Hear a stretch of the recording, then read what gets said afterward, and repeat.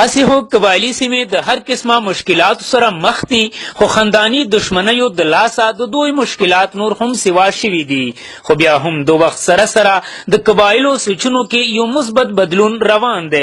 اکثره قبیلو خپل دشمنۍ په دوستۍ بدلې کړې دي.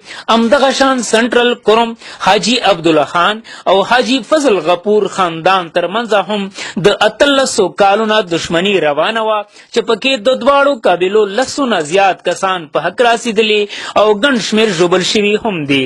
همدغه شان د دواړو قبیلو روزګار هم تباه شوی دی، ولې چې دشمني بربادي وي. خو بیا هم د ماسوزۍ ځوانانو د دې دشمنۍ ختمولو لپاره کوششونه شروع کړل، چې پکې دغه ځوانان کامیاب شول. په دې حواله د پټھان په حجره کې یوه دستوره جوړه شوې وه، چې پکې اسسټنټ پولیټیکل ایجنټ سنټرل کروم او قبایلي مشرانو ګډون وکړو. دستورې کې دواړو قبیلو مشرانو یو بل ته د ورورولۍ غاړې ویر کړې.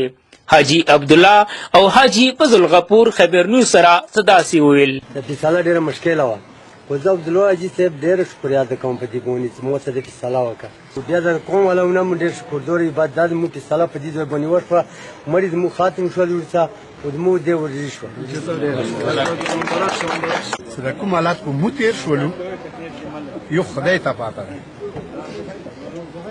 مو لکه زه په ذوالغفور لکه نن ورځې دوزخ نه جنت ته راوتلي، مخامخ دا دې ویلوړ دی یو زمین که زه نو مو نه زیات دی باندې تېر دی، دی نه زیات په مو باندې تېر دی. قبایلي ځوانان وایي چې دغه کوششونه دوی په راتلونکي کې هم جاري ساتي. زه نن وکي سره ما ته یوه د خوشحالي موقعه دی، او که زه وایم چې زه دا هغه نه یم چې نن د ما ژوند کې داسې ورځې راغلې دي چې د دوو مسلمانانو جوړښت مو وکړو، او دا د ما کوشش دی او میشن دی. او زه ټولو پښتنو ته د ویټي خیبر په توسط سره دا یو درخواست کوم، خاص کر د خپل علاقې ده، چې رسول نن لکه څنګه مو دغه دواړه داسې ورونه کړلو، رسول نن تاسو هم د خپل دښمنیانې ختم کو، محبت طرف ته راشو.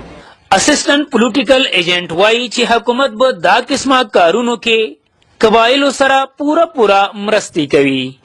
فضل غفور او عبدالله خان پشان ته ټول قبایل خپلې ذاتي دشمنۍ همدغه شان ختمې کړي، زموږ ټولو قبایلو ډېر مشکلات ختمېدلی شي.